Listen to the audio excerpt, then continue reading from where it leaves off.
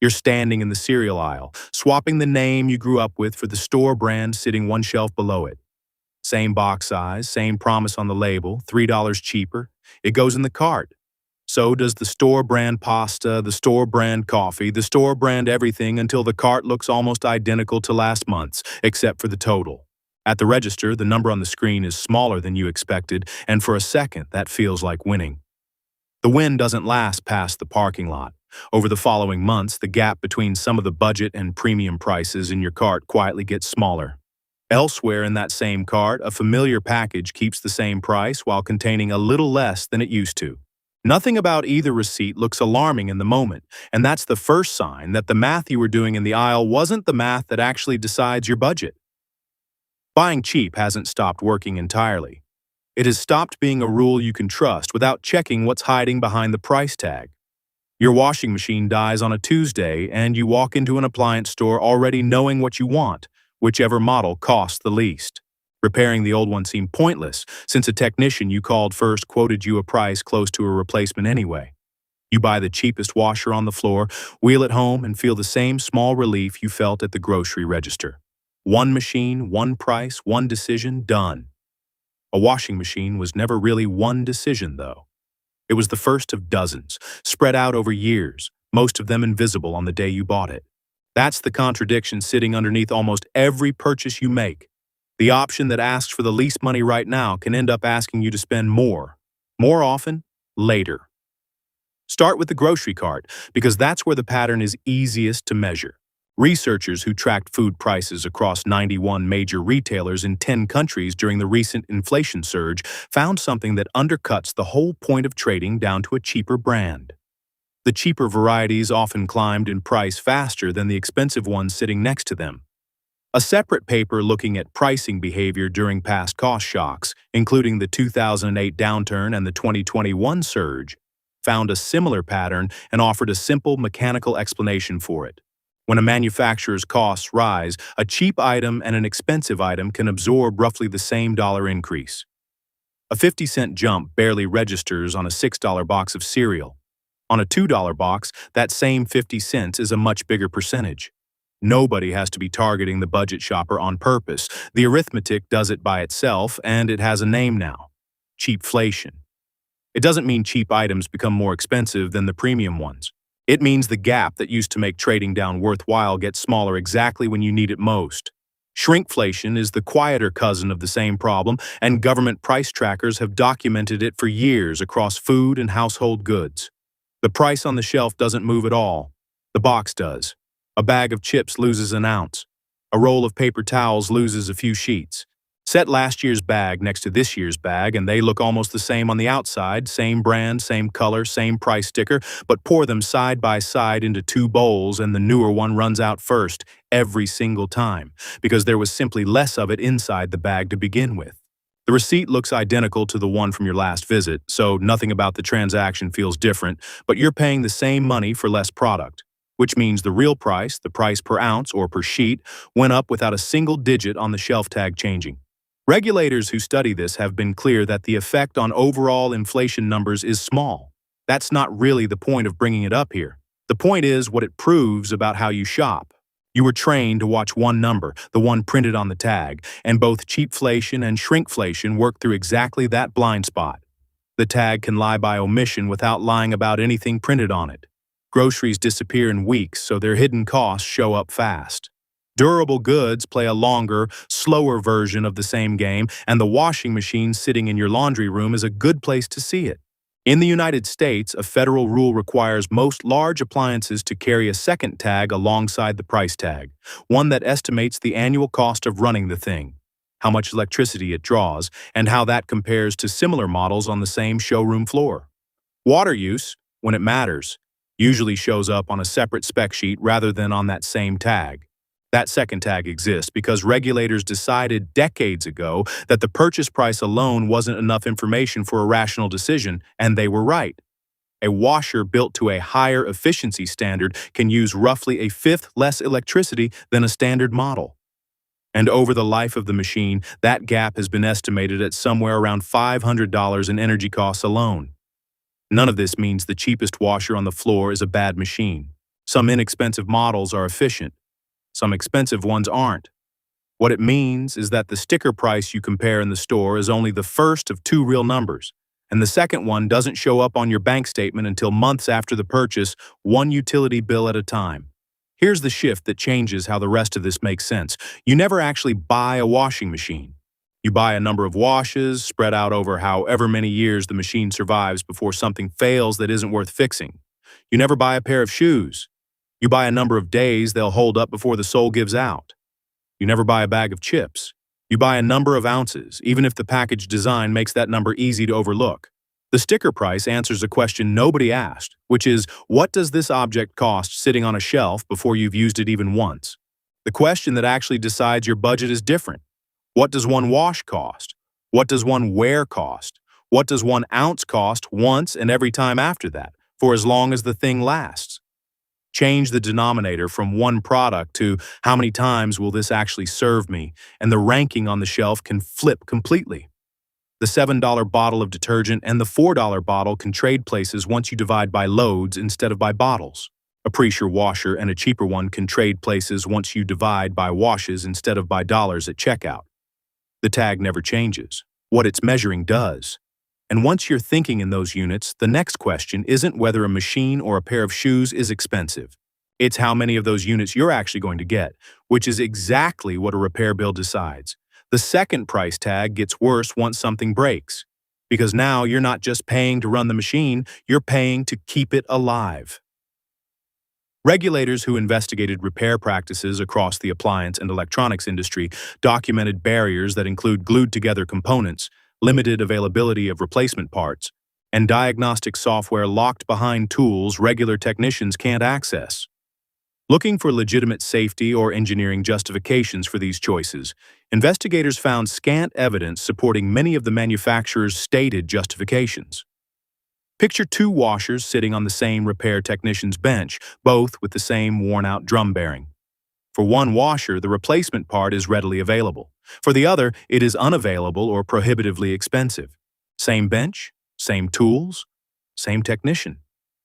The difference in outcome has nothing to do with which machine cost more at checkout. It was decided months earlier by a design choice and a part supply chain neither owner ever saw. None of that proves a company deliberately designed a product to die early. It proves something almost as important for your wallet. Once a repair requires a part nobody sells, a technician nobody can afford to hire long enough, or a diagnosis nobody's allowed to run, replacement quietly becomes the rational choice, even when the rest of the machine remained functional. Europe has started treating this as a solvable problem rather than an inevitable one. The rules there entered into force in 2024, and member states were required to transpose them into national law by the end of July 2026. For covered products, the directive requires manufacturers to offer repair and extends the legal guarantee by at least 12 months when the consumer chooses repair during the seller's liability period. European officials estimate that premature replacement, buying new instead of repairing something fixable, costs consumers there roughly 12 billion euros a year and produces around 35 million tons of waste from the premature disposal of repairable goods annually. Those are European estimates, built for European policy, and they shouldn't be read as a precise price tag on your own laundry room.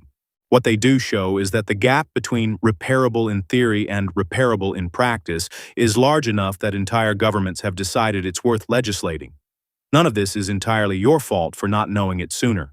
Researchers who studied consumer attitudes toward repair and reuse in Europe found that most people said they wanted to buy products that last longer and can be fixed when something goes wrong. Far fewer actually managed to shop that way, and the researchers pointed to a specific gap. Information about durability and repairability almost never travels with the product the way price does. Price is displayed consistently, while comparable information about expected lifespan and repairability is often absent. So the shopper who genuinely wants to make the smarter long-term choice is stuck guessing at exactly the input that matters most, while the one number guaranteed to be printed, accurate, and comparable across every store is the one that captures only the upfront cost. None of this means the expensive option automatically wins once you do the math, and it would be a mistake to walk away thinking higher price now means lower cost later. The washing machine has to actually deliver on the efficiency claim to earn back its higher price. The sturdier pair of shoes has to actually last long enough to beat two cheaper pairs bought back to back. A repairable appliance only pays off if parts and technicians genuinely exist when you need them, not just in theory. The extra dollars you hand over today are only an investment if there's a documented, specific way for them to come back to you. Fewer replacements, lower utility bills, a repair that costs less than a new unit. Paying more without that path isn't thrift's opposite. It's just a different way of guessing, dressed up in nicer packaging. And there's a limit to how much any of this can be blamed on the shopper standing in the aisle. In the Federal Reserve's 2025 survey, 63% of American adults said they could cover an unexpected $400 expense using cash or its equivalent. 12% of all adults said they couldn't cover that expense by any means at all. Not credit, not savings, not borrowing from someone else. Stand that person in front of two washers on a showroom floor, one cheaper at checkout and one that claims to cost less to run over time. They can do the math perfectly. They can see which machine is expected to cost less to operate, even if they still cannot know which one will cost less to own over 10 years. None of that changes what's actually in the checking account on the Tuesday the old washer dies. The cheaper machine isn't a failure of judgment in that moment. It's the only option the number in the account will actually allow, and every dollar of the long-term savings sitting on the more expensive tag might as well not exist because it was never reachable in the first place. Buying cheap, here, stops being a mistake in reasoning and becomes the correct answer to a math problem with less room in it than the one a shopper with cash in the bank gets to solve. And if that machine eventually needs replacing, the same financial constraint may still be there, leading to the same choice again. The pattern doesn't fix itself with better information, it only loosens with more room in the budget, which explains why the market keeps handing you products built to win the wrong contest. Sticker price is the easiest thing in the world to compare. It's printed in the same place on every shelf, sortable by an app, understood instantly by anyone walking past.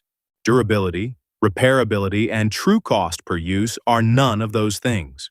They're uncertain, scattered across different sources if they exist at all, and they only become obvious months or years after the purchase, long after the store has your money and your attention has moved on. Two washers can differ substantially in operating cost and repairability, while the shopper standing between them may still have no comparable information about how long either one is actually expected to last. Because that missing information cannot be compared with the same confidence, the market gives weaker feedback to durability and repairability than it gives to sticker price. Brand reputation and warranty length can carry some of that signal, but neither travels with the product as precisely or as visibly as the number printed on the shelf tag. A product doesn't need a conspiracy to end up optimized for that first visible number instead of the harder, slower one. Even when a manufacturer invests in a longer-lived, easier-to-fix design, a shopper comparing only sticker prices may have no reliable way to recognize and reward that investment at the register. It just needs a market where one number is easy to check and the other one isn't, and shoppers who, for entirely rational reasons, some financial and some just habitual, keep shopping by the number that's easy to check. So the fix was never always buy expensive, any more than it was ever always buy cheap. Both are the same mistake wearing a different label, replacing one blind rule with another one. The actual question, every time, is narrower and more useful than either slogan. Does this specific higher price come with a specific documented way to earn itself back in fewer purchases, lower bills, or a repair bill smaller than a replacement? Given how often you'll actually use the thing, a tool you'll pick up twice a year has almost no room for that math to work, so the cheap version stays the right call. Not a compromise. A machine that runs every week for a decade has enormous room for it to work, which is exactly why the label on its side exists in the first place. The skill isn't picking a side. It's asking the second question before the first receipt prints. Run that question across a full house instead of one purchase, and two very different lives show up on the other side of it. In one, the shopper starts checking the second tag before the first one, pays a little more where the math clearly earns it back, and stays with the cheaper option everywhere the math doesn't. The washer lasts, the bills shrink. The repair happens instead of the replacement because the part was still in the drawer. In the other, every purchase still gets decided by the shelf price alone, because it's the only number available or the only number the budget can act on that day. No single receipt in that second life looks like a disaster. It's the pattern across dozens of them, the same objects quietly replaced, the same drawer of old broken versions growing in a closet that adds up to a household spending more to own less. Multiply that gap across a decade of ordinary purchases, and it stops being an interesting detail and starts being the difference between a bank account that slowly grows and one that spends every year refilling the same hole. Nobody in either story made an obviously bad decision. They just kept answering the same easy question instead of the harder one sitting right behind it. You're back in that same aisle, months later, reaching for the same store brand box you grabbed at the start of all this.